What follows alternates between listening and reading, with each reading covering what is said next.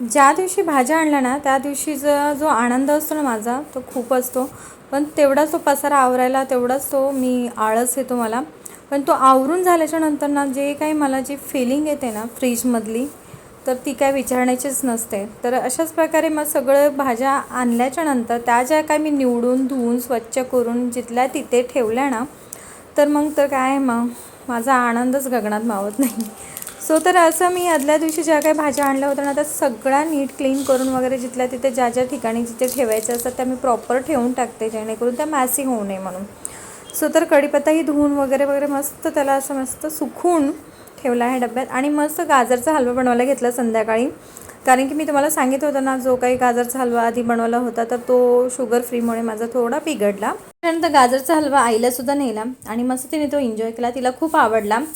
तर आम्ही ॲक्च्युली चाललो आहे जत्रेला. माघी गणेश जयंती उत्सवानिमित्ताने आम्ही त्या जत्रेलाच राहणार आहे. आणि 10 दिवसाचं असतं तर उद्या 10वा दिवस आहे म्हणून आज 9व्या दिवशीच आम्ही निघालो. कारण की मग उद्या तर काही खूप गर्दी असणार आहे आणि मम्मी खूप 15 दिवसानंतर बाहेर निघणार आहे. कारण ती ॲडमिट होती. तुम्हाला मी सांगितलं होतं ना आम्ही थोडंसं काहीतरी फेस करतो आहे.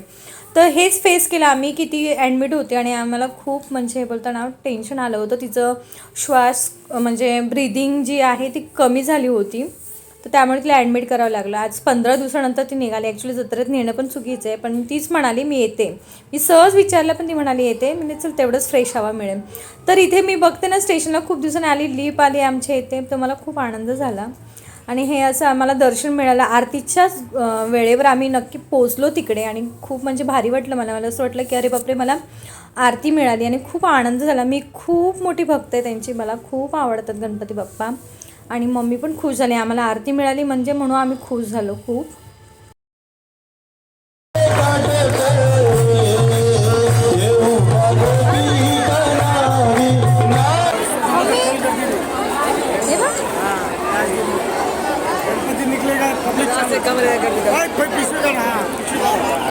त्यानंतर मग असं जत्रेमध्ये शिरलो आणि तुफान गर्दी होते. त्या गर्दीमध्ये पण सगळेजण कसं खूप म्हणजे हौशीने घेत होते कारण की ते खूप अट्रॅक्ट आहेत. जसं हे मला खूप आवडलं तर मी हे रेड कलरमध्ये आणि एक व्हाईट कलरमध्ये घेतलं. असं कुठलं फंक्शन असेल तर घालता येतं. त्याच्यानंतर मग मम्मीने असे प्लेट्स वगैरे घेतलं. म्हणजे आम्ही सगळीकडे हळूहळू एक एक ठिकाणी विजिट देत गेलो आणि सगळं बघत असं गेलो. आम्ही पूर्ण जत्रा फिरलो नाही कारण मम्मीला होणार नव्हतं आणि त्या भीतीमुळे मला असं वाटलं नको त्रास व्हायला म्हणून आम्ही म्हणजे बोलतो ना म्हणजे 2-3 स्टॉल बघून आम्ही थोडं रिटर्न आलो. तर इथे मी पापड वगैरे पण घेतले.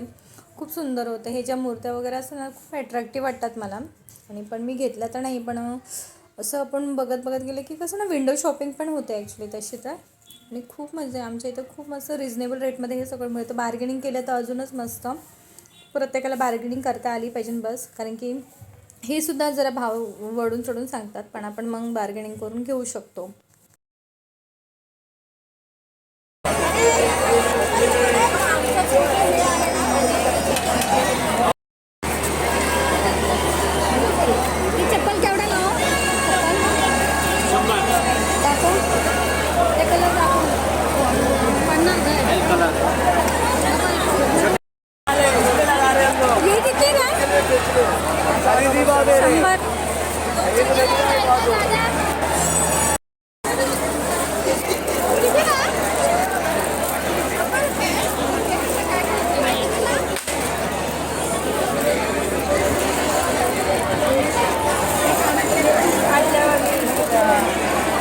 आणि ह्या काही ज्या बँगल आहे ना मला खूप आवडल्या. घेता राहून गेलं काय माहिती घेतल्या का नाही. नंतर खूप पश्चाताप झाला.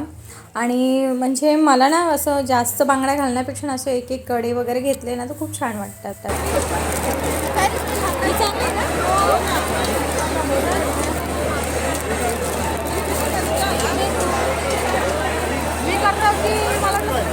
जत्रेमधून बऱ्याच गोष्टी घेतल्या. त्याच्यामध्ये हा कडा पण घेतला मी. मला कडे घेणं खूप आवडतं. ब्रेसलेट कडेच मी जास्त करून घालते. इझिली पटकन घालता येतं आणि कुठेही जाता येतं. त्याच्यानंतर हे 2 कर्टन्स घेतले. 2 म्हणजे कोणते हा पिस्ता कलरचा. आता व्हिडिओमध्ये हा प्रॉपर दिसत नाही पण इतका शायनिंग आहे ना आणि इतका हेवी आहे की इतका जाडसर आहे की विचारू नको. आणि काय रेट आहे, रिजनेबल रेटमध्ये मी आणलेत. आणि मला असं वाटलं मी पुन्हा जाऊन घेऊन येऊ. त्याच्यामध्ये हा येलो पण घेतला आणि ह्याच्यावर गोल्डन असं काम केलेलं आणि सुंदर शाईन इतके करतात ना. पण माझ्या व्हिडिओमध्ये ते असे दिसत आहेत, पण खूप ऑसम आहेत, मला इतके आवडले. तरी आल्यानंतर उरलेले जे काही वाटाणे होते ते निवडले आणि मस्त असे शूट केले. ते एवढे स्टोअर केले आता मी वाटाणे. तर व्हिडिओ आवडला असेल तर नक्की लाईक, कमेंट आणि शेअर करा आणि सबस्क्राईब करा.